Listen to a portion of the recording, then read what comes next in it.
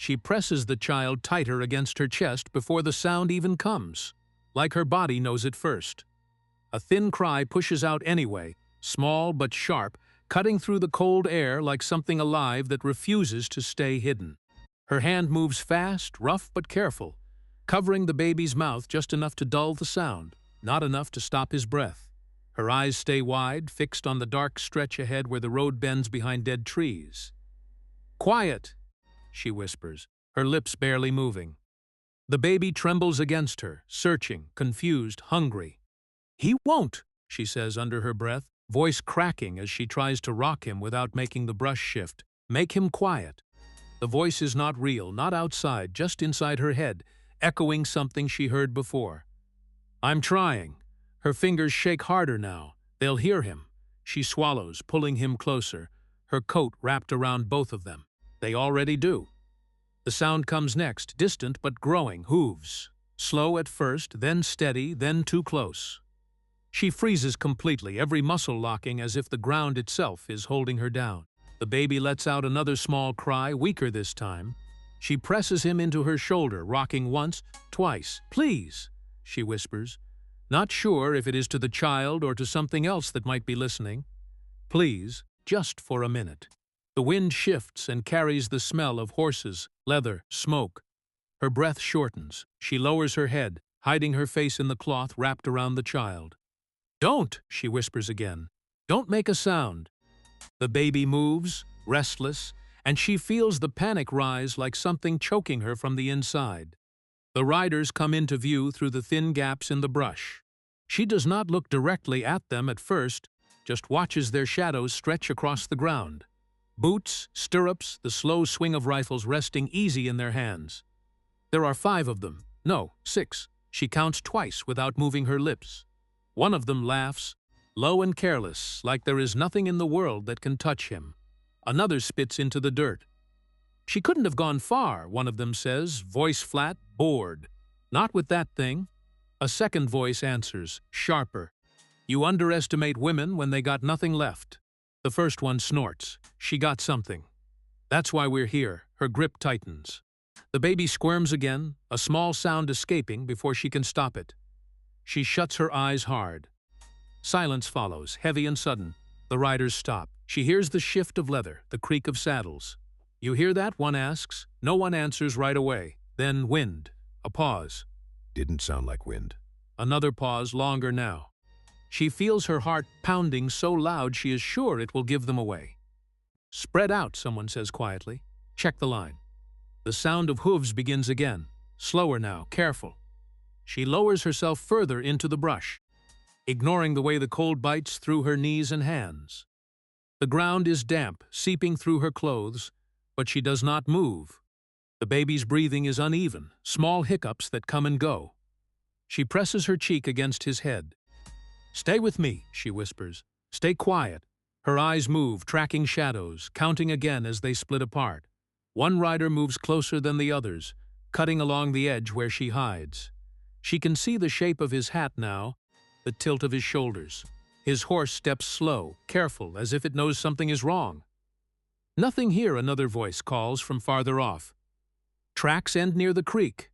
The closer rider does not answer. He leans slightly in the saddle, scanning the ground. The baby shifts again, and this time a thin, broken cry slips out before she can stop it. The rider's head turns sharp. Silence drops again, heavier than before. "There," he says, low. Her chest locks. She does not breathe. The horse steps forward once, twice. Then a voice cuts through from the road. "You coming or you lost?"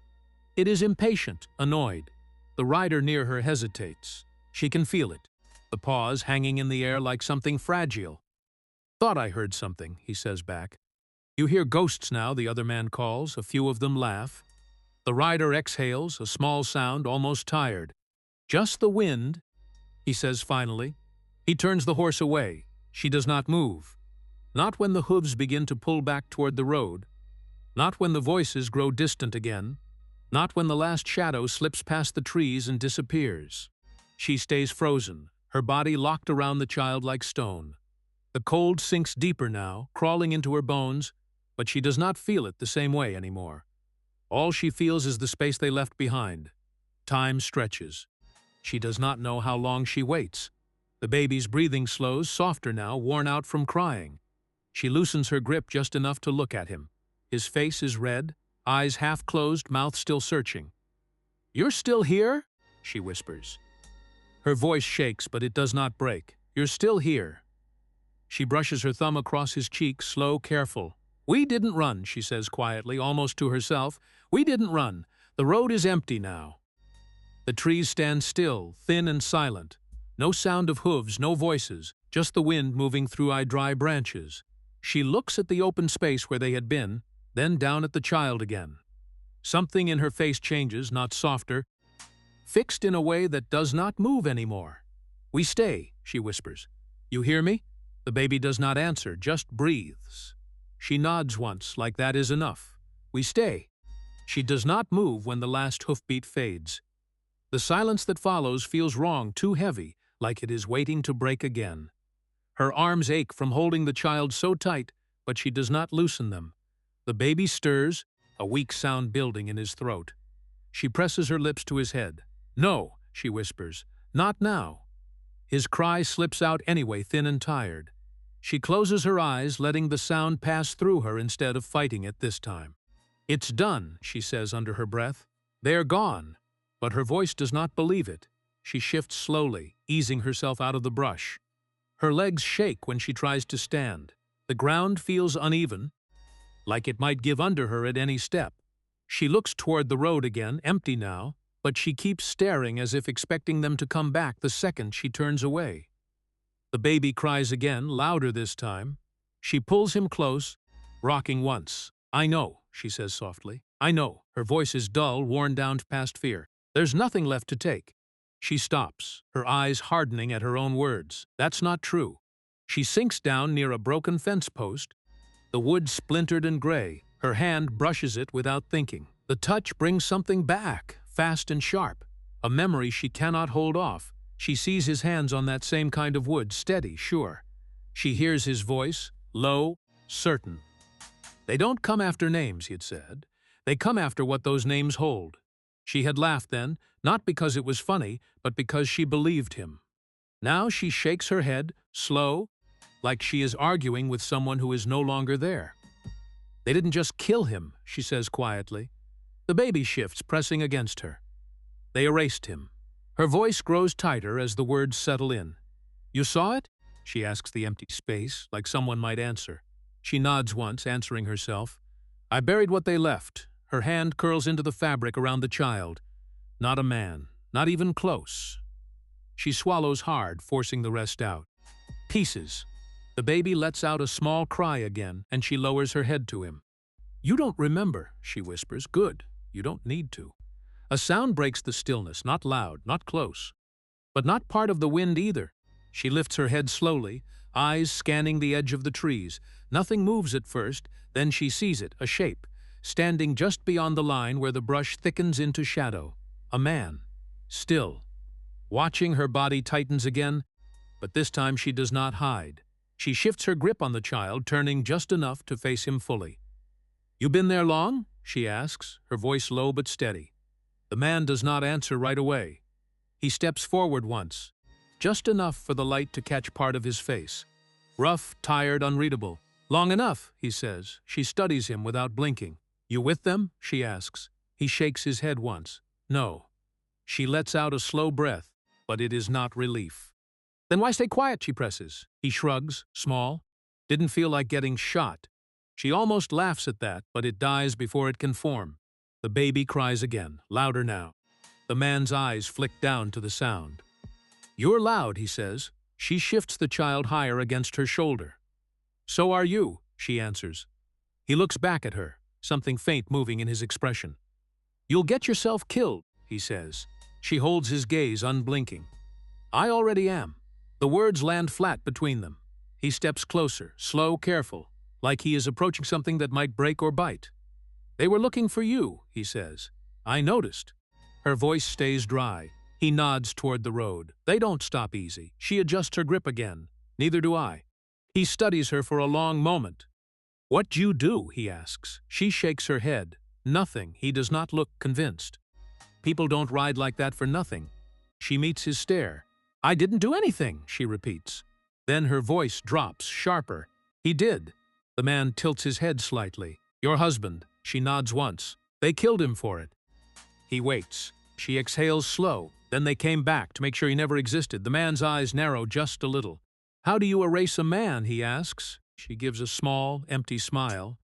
You burn his papers. You take his land. You tell everyone he was nothing. Her grip tightens again. And if someone remembers, the man's voice stays low. She looks down at the child, then back at him. You hunt them too. The baby's crying softens into weak breaths. The man watches the child for a moment, then looks back at her. That all, he asks. She hesitates just a second, then she shakes her head. No, he waits again. She swallows. There was something else. His voice drops. What? She looks at him like she is weighing something heavy. A name, she says. Not his, not mine. The man's face shifts slightly, interest cutting through the calm. Whose? She tightens her jaw. Theirs. Silence settles again. But it feels different now. Not empty, loaded. The man looks back toward the road, then at her. You're in deeper than you think, he says. She gives a small nod. I know, he studies her one last time. Then you better start moving. She does not stand. She does not even shift. No, she says. He frowns slightly. No, she shakes her head again, slower. I'm done running. The baby breathes soft against her shoulder. The man looks at her, really looks this time, and something in his expression changes. Not softer, just clearer. He nods once, like he understands something he didn't before, but he still does not offer help. He just stands there, watching, as the cold settles back in around them. He does not leave. That is the first thing that feels wrong. The road is empty, the danger has passed for now, and still he stands there like he belongs to the silence.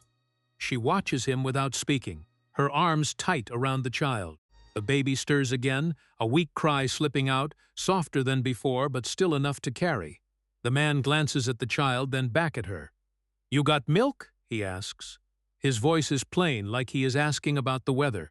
She shakes her head once. No. He nods like he expected that. Then the kid dies. The words land without weight in his tone, but they hit her all the same.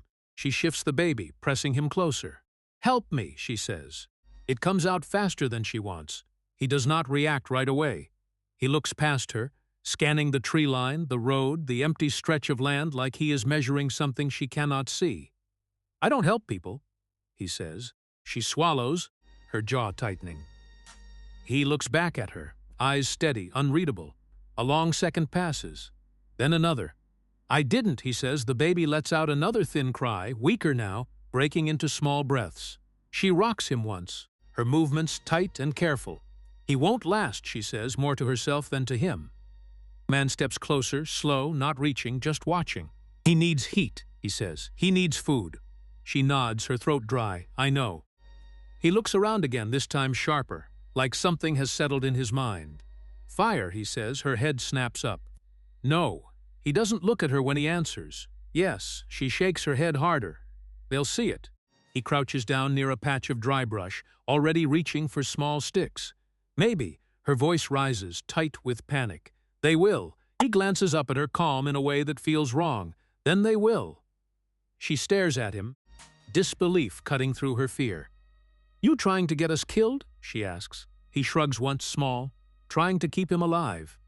She looks down at the baby, his face drawn tight, his cries fading into weak sounds. Her grip softens just a little. If they come back, she says. He cuts her off. If they come back, you run. She shakes her head. I said I'm done running. He looks at her again, longer this time. Then you stand, he says. But he won't.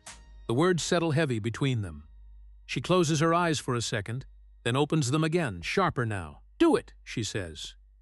He nods once, already moving. He works fast but quiet, gathering what he needs without breaking the stillness more than he has to. Dry twigs, scraps of grass, a piece of cloth pulled from inside his coat. He strikes a spark low, shielding it with his hands until it catches. The flame starts small, barely there, then grows just enough to hold. He feeds it slow, careful, building it into something that gives heat without much light. She watches every movement, her body tense, ready to pull away at any second. Closer, he says. She hesitates. Now, he adds, sharper. She shifts toward the fire, lowering herself slowly, keeping the baby wrapped tight. The heat reaches them in small waves at first, then steadier. The baby's breathing changes, evening out just a little. A faint sound escapes him, not a cry this time, something softer. She exhales without realizing she was holding it. "Good," the man says quietly. She looks at him, her eyes still hard. "You don't sound surprised," she says. He shrugs. It's what he needed. She studies him for a moment. "You done this before?" He shakes his head. "Not like this." She does not ask what that means. The fire flickers low between them. The space feels different now, smaller, tighter, like something has drawn a line around them. The man sits back on his heels, watching the flame, then her, then the child. "What's his name?" he asks. She hesitates. Just a second. Then she shakes her head. "Doesn't matter." He raises an eyebrow slightly. It matters to him. She looks down at the baby. He doesn't know it yet. The man nods once, like he accepts that. A long silence settles, broken only by the soft crackle of the fire and the child's uneven breathing. Then he speaks again. "You said they erased your husband." She stiffens slightly. "They tried." He tilts his head. "That why you still here?" She looks up at him, her gaze steady. "That's why I didn't run." "Same thing." She watches him closer now. "You got a name?" she asks. He looks at the fire instead of her. "Not one I use." She almost smiles at that, but it fades quick. "So you just walk around helping strangers?" she says. He shakes his head. "I told you, I don't help people." She glances at the fire, then back at him. "You built that?" He shrugs again. "That's not help. That's staying alive." The baby shifts again, but this time he does not cry. She adjusts her hold, her movements softer now, less frantic. "He's warmer," she says quietly. The man nods. "For now." She looks at him again. "What happens after?" He meets her gaze.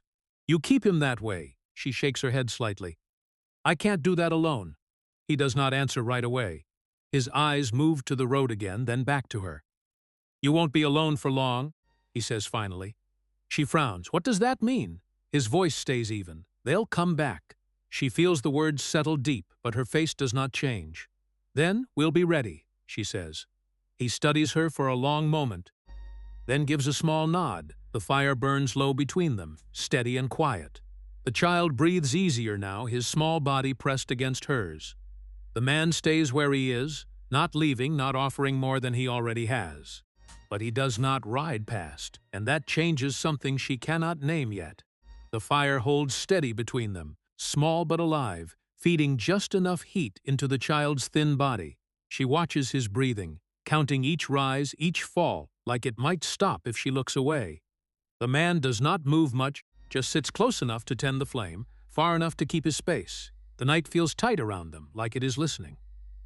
Then the sound comes again. Faint at first, then clearer. Hooves, her head lifts fast. His does not. "They're back," she says, her voice low but sharp. He nods once, eyes still on the fire. "I know." She shifts, panic rising again. "Put it out." He reaches for another small stick, placing it into the flame. "No." She stares at him, disbelief cutting through the fear. "They'll see it?" He looks up at her now, calm in a way that feels wrong. "Good." The word sits heavy between them. She shakes her head. "You don't mean that." He stands slowly, brushing dirt from his hands. "I do." The hooves grow louder, closer, no longer distant enough to ignore. She pulls the child tighter, her body turning away from the open ground. "You said we run if they come back." He glances toward the road, then back at her. "You said you don't run." She swallows, her jaw tightening. "This is different." He shakes his head. "No, this is the same." The riders come into view again, shadows first, then shapes. More careful this time, slower. They spread out before reaching the bend like they remember something from before. One of them points. The fire. No hiding it now. "There," a voice calls. Another answers, sharper. "Told you." The group shifts direction, angling straight toward them. She feels her breath break. "We don't have time," she says. He nods once. "We do." She looks at him, confusion cutting through the fear. "For what?" He reaches behind his coat, pulling out a worn revolver. "For them to come closer." Her eyes widen. "That's your plan?" He checks the chamber, calm, steady. "It's enough." The riders close in, their horses slowing as they near the firelight. One of them leans forward in the saddle, studying the scene. "Well," he says, voice low and pleased, "look what stayed put." Another laughs. "Told you she wouldn't get far." The first man's eyes shift to the outlaw. "And who's this?" The outlaw does not answer. He stands still, gun low at his side. The widow's voice comes tight. "Don't," she whispers. He does not look at her. "Stay behind me," he says. She shakes her head. "I won't hide." His voice sharpens just a little. "Then don't get in the way." The riders spread wider, circling just enough to make sure there is no easy escape. One of them spits into the dirt. "Hand her over," he says. "We'll let you walk." The outlaw lifts his gaze to them. "No." The word lands simple, flat. The rider smirks. "You don't know what you're saying." The outlaw tilts his head slightly. "I do." Another rider leans forward. "That woman's carrying something that ain't hers." The widow's grip tightens around the child. "He's mine," she says, her voice cutting through. The men laugh. "Not talking about the kid," one says. The outlaw's eyes flick to her, just for a second, then back to them. "Leave." The riders do not move. The one in front shakes his head slowly. "You picked the wrong night to stand tall." The outlaw lifts the gun, steady now. Maybe. The first shot breaks the air before anyone else moves. It comes from the outlaw, fast and clean. One rider drops from his saddle without a sound. The horses rear, chaos snapping through the tight circle. "Kill him!" someone shouts. Gunfire answers, loud, sharp, tearing through the quiet. She flinches but does not run. She presses low, shielding the child with her body, as the world around her fractures into noise. The outlaw moves through it like he expected it, stepping aside, firing again. Another rider falls, clutching his side. The others scatter, trying to find position, trying to see through the smoke and shifting light. "Stay down," he calls, not looking at her. She stays where she is, her body curled around the baby, her eyes locked on him through the chaos. She watches the way he moves, not wild, not rushed. Each shot placed, each step chosen. This is not luck. This is something practiced. A bullet tears through the wood near her shoulder. She ducks lower, her breath tight. "Stop!" she whispers, not sure who she is speaking to. The gunfire slows, then surges again. One of the riders charges forward, desperate, firing as he comes. The outlaw turns, steady, and shoots him before he gets close. Then it ends. The last shot echoes out, then nothing. The horses bolt, running hard into the dark. The ground is still again, but not empty. Bodies lie where they fell, twisted, quiet. Smoke hangs low over the fire, drifting slow. She lifts her head carefully, her ears ringing. The baby breathes soft against her, still alive. She looks at the man. He stands in the same place, gun lowered now, his chest rising slow. Not shaking, not rushed, just steady. "You did that," she says, her voice barely there. He glances at her, then at the bodies. They made their choice. She stares at him, something shifting behind her eyes.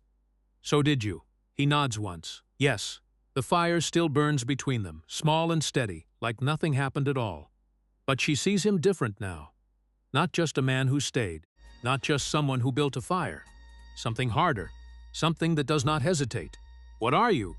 she asks. He looks at her, quiet for a moment. Then he answers, simple, "Still here." And for the first time, she understands what that means. The smoke lingers low, clinging to the ground like it does not want to leave. She sits where the noise ended, the child still held tight against her chest. The bodies remain scattered beyond the firelight, shapes that no longer move. He stands a few steps away, his back turned to her at first, looking out into the dark as if expecting more to come. Then he shifts, slow, deliberate, and faces her again. "You alive?" he says. She nods once. "The boy too?" She tightens her grip slightly. "Yes." He watches her for a moment, his eyes steady, then he steps closer to the fire. He crouches, pushing a piece of wood deeper into the flame. Sparks rise, brief and sharp. "Good," he says. Silence stretches, but it feels not empty, waiting. "You owe me truth," he says. She looks at him, her face drawn tight. "I told you enough." He shakes his head once. "No." His voice stays low, but something in it hardens. "You told me pieces." She shifts, adjusting the child against her shoulder. "That was all you needed." He meets her eyes. "Not anymore." She hesitates. Why? He gestures behind him toward the bodies. Because of that, she glances past him, then back. They would have come anyway. He nods slightly. Maybe. Then his gaze sharpens. But not like this. She breathes in slow, her eyes dropping for a moment. You think I brought this? He does not answer right away. I think you're not telling me everything. She looks up again. And if I don't? He stands now, straight, the firelight catching the edge of his face. Then I walk. Her head lifts fast. You won't, he shrugs slightly. Try me. The words land simple, without heat. That makes them worse. She studies him, searching for something softer. There is none. Just that same stillness. The same man who did not leave. The same man who did not hesitate. You know that. She nods, slow. Yes. He steps closer, just enough that she cannot ignore him. Then you talk. She swallows. The child shifts faintly in her arms, a small sound escaping him. She presses her cheek to his head for a second, then looks back at the man. He signed something before he died. She says the outlaw's expression does not change, but his focus sharpens. What? She hesitates again, then continues. A list. He tilts his head slightly. Of what? She meets his eyes, steady now. Names. Something shifts in him, small, controlled, but real. He goes still in a way that is different from before. Not calm, not waiting. Something else. What names? He asks. She exhales slowly. Men in town, men outside it, landowners, buyers, lawmen. His jaw tightens just a fraction. Why? She shakes her head. I didn't know at first. He steps closer again. And now? Her voice lowers. Now I do. He watches her carefully. Say it. She hesitates, then speaks. Land. He does not react right away. Explain. She shifts her weight, adjusting the child again. They've been taking it. Quiet. He frowns slightly. That's nothing new. She nods. No. But this is different. How? They're not just buying it, she says. They're forcing it. He narrows his eyes. How? She looks at the fire for a moment, then back. Depths, false claims, threats. He crosses his arms loosely. And your husband, he wouldn't sell, she says. Not to them. He nods once. So they pushed. She nods back. Hard. He glances toward the bodies again. Those men. She follows his gaze. He looks back at her. Not the ones making decisions. She shakes her head. No silence again. But it is thinner now. Sharper. What was the list for, he asks. She takes a breath. Proof. He tilts his head. Of what? Her voice tightens. Of who's behind it. He studies her face. And he got it. She nods. Yes. Then why is he dead? She looks away for a second. He watches her closely. How? She swallows. Someone told them. His eyes narrow. Who? She shakes her head. I don't know. He steps closer again. You sure? She looks back at him, something defensive rising. If I knew, I'd have killed them myself. He holds her gaze for a long moment. Then he nods slightly, as if deciding something. Where is it? He asks. Her grip on the child tightens again.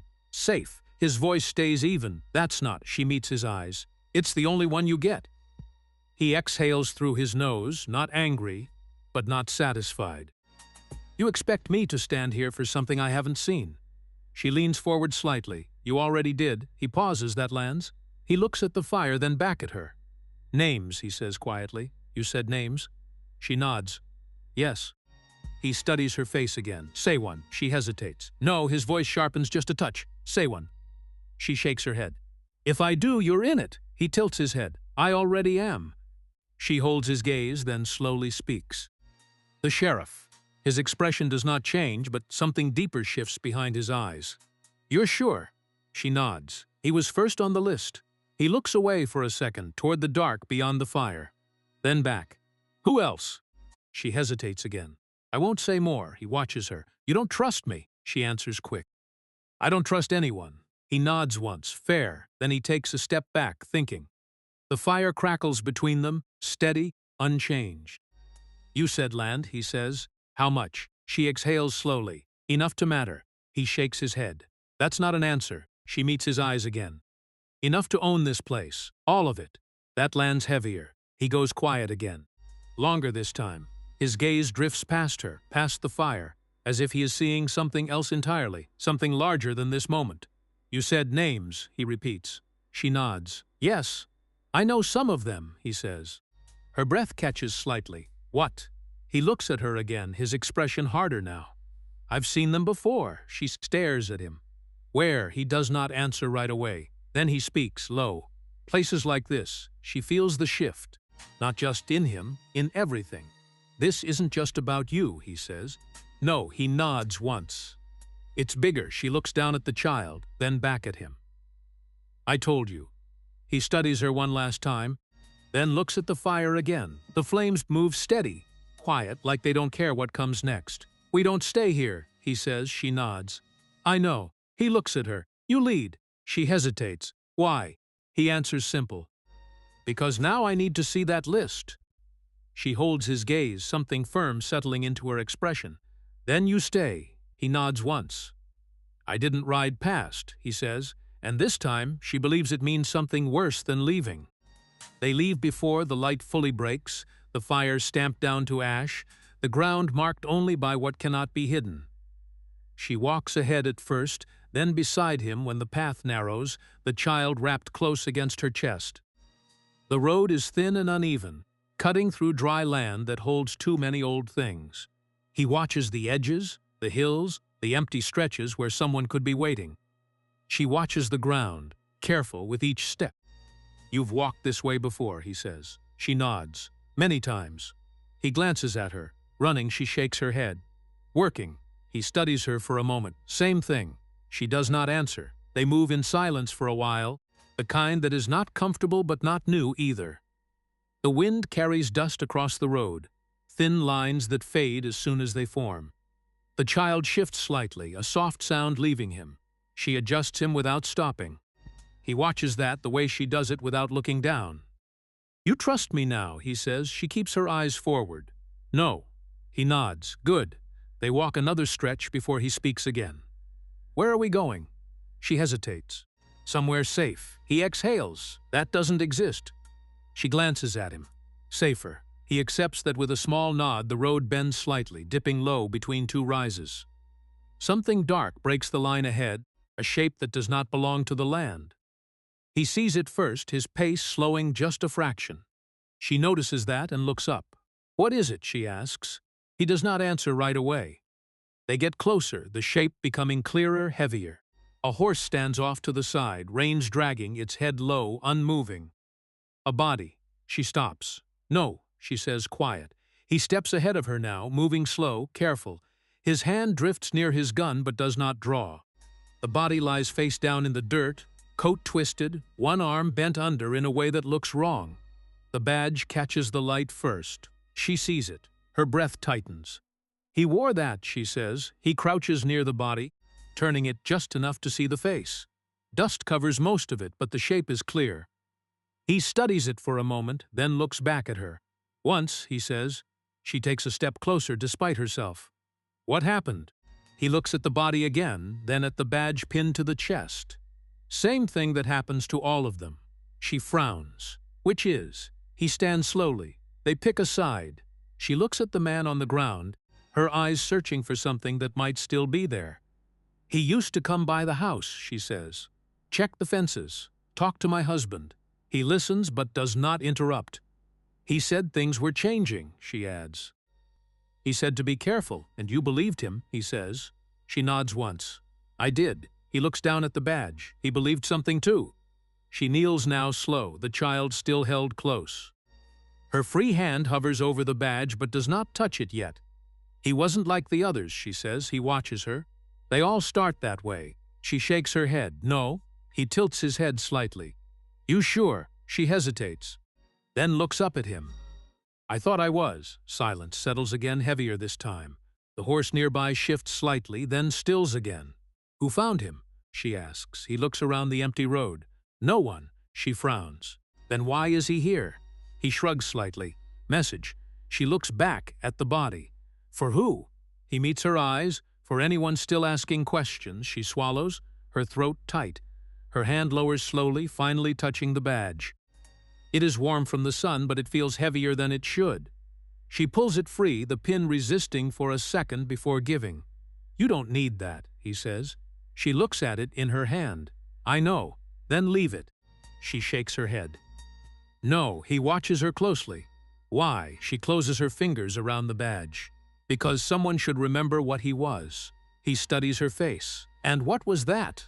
She looks up at him, her eyes steady despite the fear still sitting behind them. Not this. He nods slowly as if he understands something he does not say out loud. You think it matters, he says. She looks back down at the badge. It matters to me. He does not argue. She stands, slipping the badge into her coat. The motion is small, but it changes something in her. He sees it, the way her shoulders set. The way her grip on the child shifts, firmer now. We should move, he says. She nods. Yes. They step past the body, neither looking back right away. The road stretches ahead again, empty but not quiet. After a few steps, she speaks. You knew him, she says. He glances at her. No. She studies him. You didn't need to. He does not answer. She keeps walking. You've seen this before. He nods once. Yes. She exhales slowly. How many times? He looks ahead, his voice flat. Enough. She lets that sit. Then, does it end? He shakes his head. Not the way you want. She adjusts the child again, her hand brushing the badge through her coat. Then how? He looks at her. It doesn't. She meets his gaze. Something hard forming now where fear used to lead. We'll see. He watches her for a moment, then nods slightly. They walk on, the road carrying them forward, the past left in the dirt behind them. But she carries a piece of it now, pressed close, not as weight, but as something else. Not justice, not yet, but not nothing either. The road narrows as the day leans toward heat, the ground harder underfoot, the air thinner, quieter. They move in step now without speaking. The kind of silence that grows from knowing the other is still there. She keeps one hand near the child and the other near her coat, where the badge rests unseen. He watches the distance, the ridges, the empty cuts in the land where trouble can sit and wait. You're slowing, he says. I'm not, she answers. You are. I said I'm not. He glances at her. The kid needs rest. So do you. He shakes his head. I don't. She looks at him. That's not true. He does not respond. They reach a shallow break in the land. A low dip where a few dead trees lean at angles that suggest they were never meant to stand long. He stops there, scanning once more before stepping down into the shade. We stop, he says. She exhales, not arguing this time. For how long?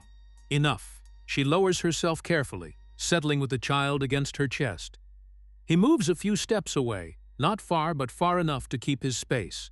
He crouches, pulling a small canteen from his coat, taking a short drink, then offering it without looking at her.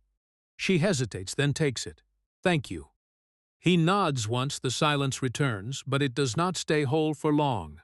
You killed men before this, she says. He does not look at her. Yes. Innocent. He takes a breath. Slow. No one's innocent. She studies him. Not even you. He glances at her now, his eyes steady. Especially not me. The words sit between them, plain, without weight added or taken away. She looks down at the child, then back at him. Then why help me? She asks. He looks away again toward the edge of the dip. I didn't say I was helping. You stayed. I didn't leave. That's the same thing. He shakes his head.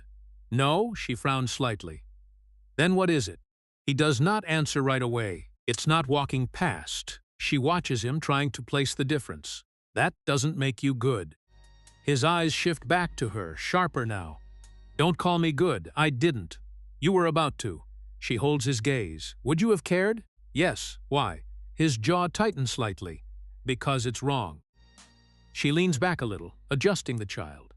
You don't want to be seen that way. I'm not that way. She studies him again, longer this time. You're still here. He exhales slowly. That doesn't change anything. It changes something. Not enough. Silence again, but it hums with something sharper now. You said you've seen this before, she says. Yes? Where? Everywhere. She shakes her head. That's not an answer. It's the only one you get. She presses a little harder. You worked for men like them, he does not respond. You knew those names, she adds. His eyes flick to her. Some. How? He looks away again. Doesn't matter. It does to me. He turns back, his expression flat. It shouldn't. It does. They hold that for a moment, neither stepping back. You carried out orders, she says. He says nothing. You took land, she continues. No. You hurt people? Yes. The answer lands quick, clean. She exhales, her shoulders tightening. For money, for survival. That's the same thing. It's not. She leans forward slightly. It is when someone else loses everything. He watches her, something harder building behind his eyes. You think I don't know that, do you? Yes. Then why keep doing it? He looks away again, this time longer. Because stopping doesn't fix it. She shakes her head. It stops you from being part of it. He nods once. Maybe. Maybe isn't enough. He looks back at her. Nothing is. The child shifts again, a small cry breaking through the tension. She softens immediately, rocking him slightly, her voice lowering. It's all right, she murmurs. It's all right. He watches that, quiet. You're different with him, she says after a moment. I'm not. You are. I'm not. She looks up. You haven't left. That again. Yes. He exhales through his nose. You keep saying it like it means something. It does. He shakes his head. It means I haven't decided yet. She frowns. Decided what? How this ends. Her grip tightens around the child. He tilts his head slightly. You sure? Yes. Why? Because it has to. He studies her face, then looks away again. That's not how it works. It is this time. He almost smiles, but it doesn't reach his eyes. You believe that? I do. Good, she pauses. Good. Belief keeps you moving, and you. I move without it. She watches him closely. That sounds empty. It is. Silence settles again, but softer now, not as sharp. You said no one's innocent, she says. Yes, even him, she asks, nodding toward the child. He looks at the baby, then back at her. He will be. For how long? He doesn't answer. That's what scares you, she says. He looks at her. What, that it doesn't last? He holds her gaze, then looks away again. Everything breaks. She shakes her head. Not everything. Most things. Not this, she says, tightening her hold on the child. He watches her, then nods slightly. Then protect it. I am. Do better. She almost snaps back, then stops. Help me. He exhales slowly. I am. She studies him again, seeing the contradiction settle into something real. You're part of this, she says. Yes, and you're still helping. Yes, that doesn't make sense. It doesn't have to. She leans back, the tension easing just a fraction. You're a hard man to understand. I'm not meant to be understood. Then what are you meant for? He looks at her, quiet, then answers. Getting things done. The words sit heavy, simple, final. She nods slowly. Then, get this done. He meets her eyes. I will. Not a promise, not a lie. Something in between, and for now, that is enough. The house stands where the road gives up, set back behind dry brush and leaning posts that once marked a boundary. It looks smaller than she remembers, but heavier somehow, like it sank into the ground and never came back up. The windows are dark, but not empty. He slows before reaching it. She does not. This place, she says, her voice tight. He watches the structure, the angles, the silence around it. It knows you. She stops, turning to him. Don't say that. You feel it. She looks back at the house, her jaw tightening. It's just wood. He shakes his head. No. The child shifts against her, restless. She adjusts him, then steps forward again. The gate hangs open. One hinge broken, the wood gray with age. She passes through without touching it. He follows, his eyes moving across the ground, the porch, the roofline. You've been here, he says. Yes. When? Before. That's not an answer. It's enough. He lets that sit. The porch creaks under their weight, each step loud in the stillness. The door is closed but not shut tight. A thin line of dark shows at the edge. She stops in front of it. Open it, he says. She doesn't move. Open it, he repeats. She exhales slowly, then pushes. The door gives with a soft sound, not a groan, not a protest. Just a quiet release. Inside, the air is stale, unmoving. Dust hangs in the light that slips through the cracks. The room is small, but it stretches in strange ways, shadows pooling where they shouldn't. He steps in first. She follows. The floor holds their weight, but only just. Each step feels like it might give, but doesn't. The child makes a small sound, then quiets again. This was his, she says. He glances around. Before you. Yes. He nods once. He never told you. No. They move deeper into the room, past a table that leans to one side, past a chair with one leg shorter than the others. The walls hold marks, faint lines where something once hung. "You said he started something," he says. She looks at him. "I didn't say that. You're thinking it." She turns away. "I don't know what I'm thinking." He studies her for a moment, then moves toward a narrow doorway at the back. "We find out." She hesitates, then follows. The second room is smaller, tighter. A bed frame sits against the wall, bare, the mattress long gone. A small chest rests at the foot, its lid closed. He points. "There." She nods, stepping forward. Her hand pauses over the lid, then lifts it. Inside, papers, folded, stacked, hidden. She stares at them for a second before reaching in. "Careful," he says. "I am." She pulls one free, unfolding it slowly. The paper cracks at the edges, the ink faded but still there. "What does it say?" he asks. She scans it, her eyes moving quickly. "Then it's a letter," she says. "From who?" She hesitates. "Him." He steps closer. "Read it." She swallows, then begins. "They're moving faster now," she says, her voice low. "Taking land without record, no names on paper, just hands and threats." He listens, still. "He writes about the men," she continues. "The ones buying, the ones pushing." "Names?" he says. She nods. "Some." She lowers the paper slightly. He knew. "Yes," he says. She looks at him. "More than I thought." He nods once. "Keep going." She lifts the letter again. "He says they're afraid of something." "Of what?" She shakes her head. "He doesn't say." He frowns slightly. "He would have. Maybe not in this one." She sets it aside, pulling another. "This one's older," she says. "Read it." She opens it, her hands steadier now. "They came to me," she says. "Offered money first." He watches her face. "Less. Yes. What does that mean?" She looks up. "It means they stopped asking." He nods slowly. "Go on." She reads again. "I told them no. I told them this land stays with us." Her voice tightens slightly. "He says he made them angry," she adds. "He would have," the outlaw says. She lowers the paper. "He didn't tell me any of this." "He was protecting you." "From what?" He gestures around. "This." She looks at the walls, the dust, the silence that feels thicker now. "He came back here," she says. "Yes. Why?" He shrugs slightly. "To hide it." She glances at the chest. "Or to start it." He studies her. "What do you mean?" She picks up another letter, but doesn't open it yet. He wasn't just writing things down. No. He was planning. The word sits heavy. "For what?" he asks. She opens the letter, scanning quickly. "To stop them." He nods once. "How?" She shakes her head.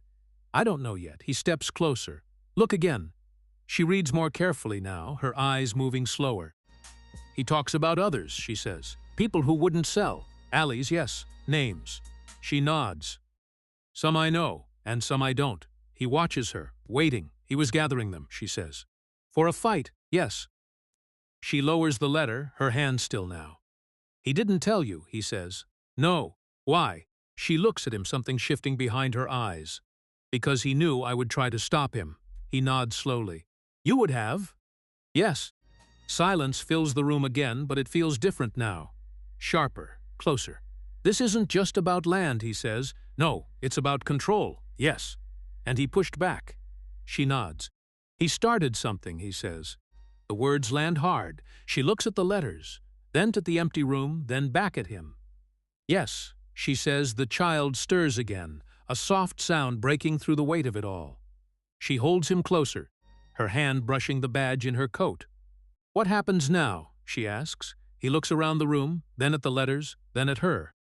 "Now," he says, "they finish what he started." She tightens her grip on the papers. "Or we do." He meets her eyes. "Same thing," he says, "but it doesn't feel the same. Not anymore." The letters stay open in her hands long after she stops reading. The room feels smaller now, like the walls have moved in while she wasn't looking. Dust hangs in the light, but it no longer looks still. It shifts, slow, like something breathing. He watches her, saying nothing. She shakes her head once. "No." He doesn't respond. Her eyes move back to the paper, scanning lines she already read. "No," she says again, sharper now. "That's not what this says." He steps closer, just enough to see the page without taking it from her. "Read it again." I did. Then read it right. She flinches at that, her grip tightening on the letter. You think I don't know his writing? I think you don't want to. She looks up at him, anger cutting through the confusion. He was trying to stop them. He holds her gaze. Keep reading. She hesitates, then drops her eyes back to the paper. Her voice lowers as she follows the lines. He says they came back with another offer, she murmurs. Yes, she swallows. He says he made them wait. And her voice tightens. He says he can get more. Silence, her breath catches. No, she says again, softer now. He doesn't move. She flips to another letter, faster this time, searching. There's more, she says. He wouldn't just keep going, he says. She finds another page, unfolds it with shaking hands. Her eyes move quick, then slow. He writes about the list. She says he nods once. Yes. She reads, her voice barely steady. He says it's worth more than the land. He watches her face. That doesn't mean what you think, she says quickly. It does. She shakes her head hard. No, say the rest. She looks down again, forcing herself through the words.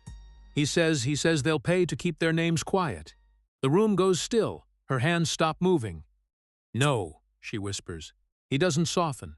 Yes. She looks up at him, her eyes wide, searching for something else, something different. He told me. He lied. The words land clean, without weight added. She stares at him. No. Yes. He told me he was protecting us. He was protecting himself. She shakes her head, stepping back slightly. You don't know him. I know men like him. He wasn't like that. They're all like that when money shows up. Her voice breaks. Stop. He doesn't. He built something, she says, her words rushing now. He was trying to fight them. He was trying to bargain. No. Yes. She grips the papers tighter, the edges bending under her fingers. You're wrong. He steps closer, his voice low, steady. He had a list of powerful men doing things they shouldn't. That's not a weapon. That's leverage. Her breath comes faster. He wouldn't sell them. He already was. She shakes her head again, harder now, like she can force the truth away. No, look at the dates. She freezes. Slowly she looks down again, her eyes moving across the top of the page.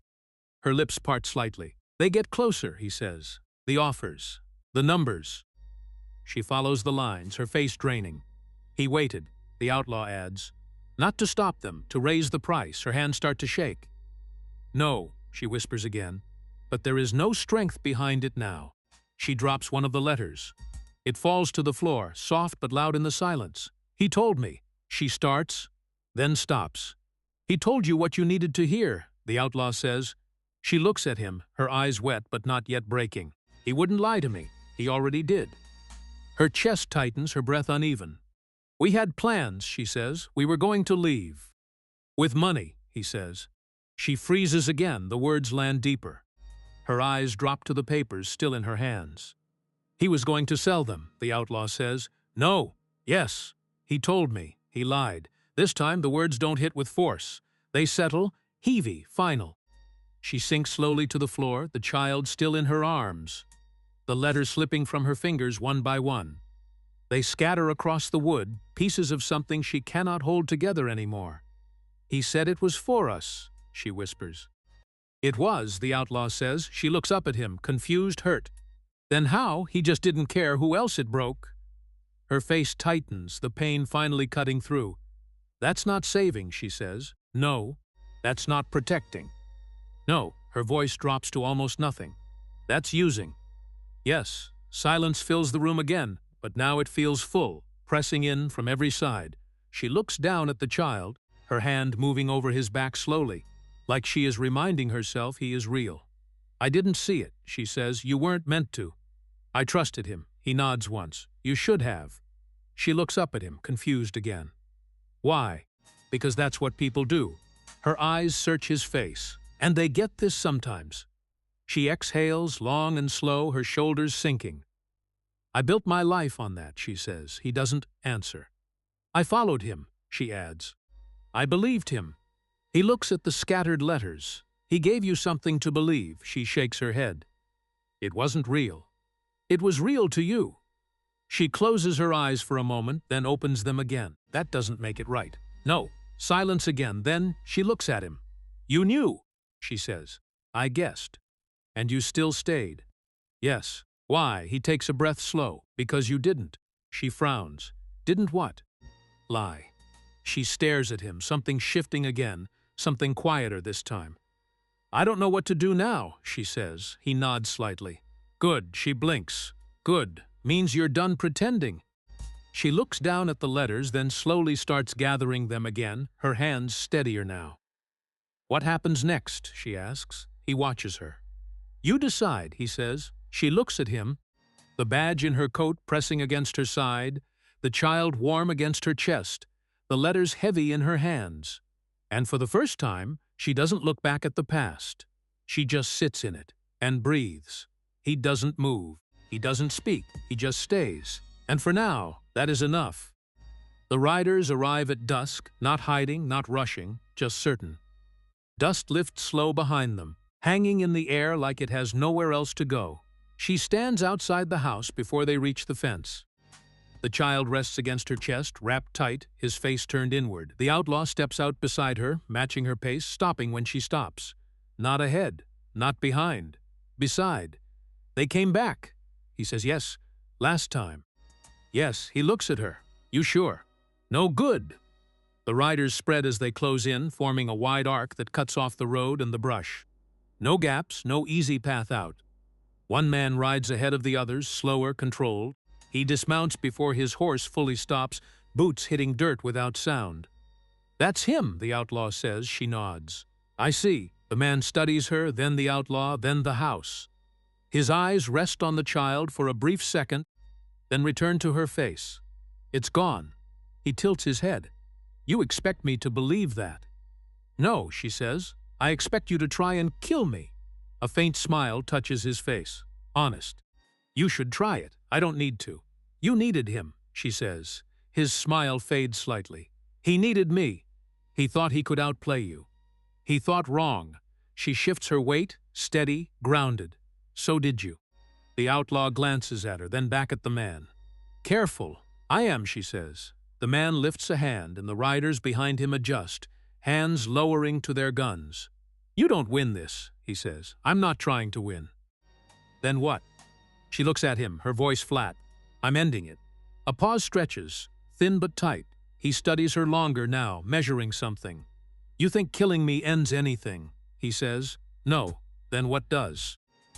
She doesn't answer right away. The child shifts slightly, and she holds him closer.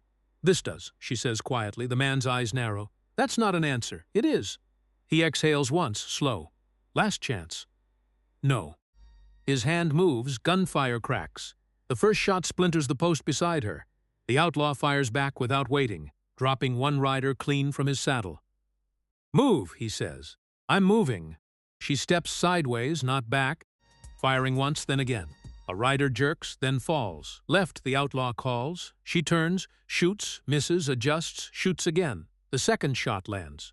They're pushing, someone shouts. Hold line, another answers. The man in front does not move. He watches, calm, letting the others close distance. She doesn't run, he says. No, the outlaw mutters. She doesn't. They shift toward the broken fence, using what little cover it gives. Shots tear through wood, kicking dust into the air. Take him, she says. The outlaw looks at her. You sure? No, she says. Take him. He reaches out, taking the child carefully, holding him tight against his chest. Don't drop him. I won't. She nods once, then leans out, firing again. A rider goes down, his horse bolting. You're exposed. The outlaw says, I know, then move. I am. She pushes forward, leaving the fence, crossing open ground. Shots follow her, close, sharp. She's out, one rider yells. I see her. She fires mid-step, dropping another man before he can raise his gun. The man in front finally draws slow, certain. So this is it, he says. Yes, you could have walked away. No, you could have lived. Not like that. He nods once. Fair. They stand facing each other now, distance closing with every step she takes. Give me the list, he says again. It's gone. I don't believe you. I don't care. He raises his gun. You should. She raises hers. No. They fire. The sound hits at once. She feels the force strike her side. Sharp and deep, but she keeps her feet. He staggers, his shoulder snapping back, his balance breaking. He fires again. She fires again. He drops to one knee. She takes another step. "You don't win," he says, his voice thinner now. "I told you," she answers. "I'm not trying to win." He tries to lift his gun again. She fires. He falls. Silence spreads across the field, sudden and heavy. The remaining riders hesitate, looking at each other, then at the man on the ground. "Fall back," one of them says. They begin to pull away, slow at first, then faster, breaking formation, leaving dust behind as they retreat. The outlaw steps forward, the child still held close. "It's done," he says. She stands there, breathing hard, her gun still raised. Her arm lowers slowly. "Yeah," she says. "It is." Her knees shift, almost giving, but she holds herself steady. The outlaw moves beside her again, close but not touching. Beside. "You're hit," he says. "I know bad. I know." He looks down at the child, then back at her. "Take him." She reaches out, taking the baby back into her arms, holding him tight against her chest. "Hold him close," she whispers. "I am," the outlaw says. She shakes her head faintly. "No, me." He nods once. She presses her face against the child's head, eyes closing for a moment as her breath steadies. The house behind them stands still, quiet, empty of anything that once felt like it was watching. The ground holds the bodies. The air holds the silence. She opens her eyes again. "We go," she says. "Where?" "Anywhere that isn't here," he nods. "You can walk?" "Yes." "You sure?" "No." He almost smiles. "Good." She takes a step forward, then another. The outlaw walks beside her. The space between them small but steady. Not leading, not following, beside. And this time she doesn't look back. The dust settles slow, like it has nowhere left to go. The ground still holds the marks of hooves, deep and uneven, cutting through the yard and out toward the road. Bodies are gone, taken or dragged or left for something else. It doesn't matter. What remains is quiet. She stands in the same place where it ended, the child against her chest, her arm wrapped tight around him. The house behind her no longer feels like it's watching. It just stands. He moves near the fence, picking up what can be used, leaving what can't. "They're not coming back," he says. "No, you sure?" "Yes." He nods once, not arguing. "Good." She looks out past the road, where the riders disappeared. There is nothing there now. "Not justice," she says. He glances at her. "No, just absence." "Yes." She exhales slowly, her grip on the child easing just a little. "I thought it would feel different." "It never does." She looks at him. "You've done this before." "Yes." "And it's always like this." "Yes." She nods, taking that in. "Empty." "Yes." Silence settles again, softer this time. He finishes gathering what he needs, then straightens, looking toward the house. "You can stay here." She shakes her head. "No, why?" She turns slightly, glancing back at the structure. "It's done. It's a roof. It's not a home." He studies her for a second, then nods. "Fair." She adjusts the child, who stirs but doesn't wake. "There's nothing left here. There's always something." "Not enough." He doesn't argue. The light fades slowly, the sky turning darker without much color. The air cools, carrying the smell of dust and old wood. "You staying?" she asks. He looks at her. "No." "Why?" "You don't need me." "That's not true." "It is now." She shifts her weight, her expression tightening. "You don't get to decide that." "I already did." She steps closer. "You think this is over?" "For me, yes. For you." He nods. "And me. That's your part." She looks at him, something unsettled in her eyes. "You said you'd stay." "I said I'd help. You did more than that." "I did enough." Silence holds between them. Not sharp, not heavy. Just there. She looks down at the child. Then back up. "He won't remember this." "No, I will." "Yes." She nods once, slow. "Then it matters." "It does." She studies him, searching for something that isn't there. "You could stay." "I won't." "Why?" He hesitates. "Just for a moment. Because this is where I stop. And I don't." "No." She exhales, long and steady. "You're leaving before morning." "Yes." "No goodbye." "No." She almost smiles, but it doesn't hold. "That sounds like you." It is. The silence stretches again, longer this time. She walks past him, toward the house, stepping inside without looking back. He stays where he is, watching the dark settle. Inside, she moves slowly, setting the child down on a blanket she finds, her hands careful, then settles again. She looks around the room, the broken edges, the empty spaces. It feels smaller now, lighter. "Stay," she says quietly. Though she knows he can hear her, there's a pause. "No." She nods, even though he can't see it. "All right." She sits beside the child, her hand resting on his chest, feeling the steady rise and fall. It's the only rhythm that matters now. Outside, he moves again, quieter now, gathering what little he carries. He doesn't rush. He looks once toward the door, then away. Night settles fully, wrapping the house in stillness. She doesn't sleep, neither does he. Time passes without shape. At some point, the child wakes, soft and small. She lifts him, holding him close, rocking gently. "It's all right," she murmurs. He queets again. She leans back against the wall, her eyes open, watching nothing. "You staying," she says again, softer this time. No answer comes, she already knows. The sky begins to lighten, slow and pale. He stands at the edge of the yard, looking out toward the road. He adjusts his coat, checks what he carries, then starts walking. No sound, no signal, just movement. Inside, she feels it before she hears it. The shift. The absence changing shape. She doesn't go to the door. She doesn't call out. She just sits there, the child in her arms, holding him close. "All right," she says under her breath. The light grows stronger, filling the room, touching the walls, the floor, the place where everything ended. She looks down at the child. "What remains?" she whispers. He stirs, his hand moving slightly against her. Warm, she finishes. Outside, the road stretches empty. Inside, she stays. And this time, she does not wait for anyone to come. Morning comes slow, quiet, without urgency. The light moves across the floor and finds her where she sits, back against the wall, the child resting against her chest. She did not sleep. She does not feel tired. The house holds no sound except the soft breath of the child. She looks down at him, watching the rise and fall. "He's quiet now," she says. The room gives nothing back. "Good," she answers herself, voice steady. She adjusts the cloth around him, careful with her hands, slower than before. There is no rush left in her. Outside, the air waits. No hooves, no voices, no one coming. She stands, holding him close, and walks to the doorway. The wood creaks under her weight, but it does not complain. It just holds. She steps out into the yard. The ground is marked, but empty. The fence leans where it broke. The road stretches without shape. She breathes in once, deep, then lets it out. Like his father, she says, quiet. "No," she answers. Her grip tightens slightly, protective, certain. Then like who, she asks.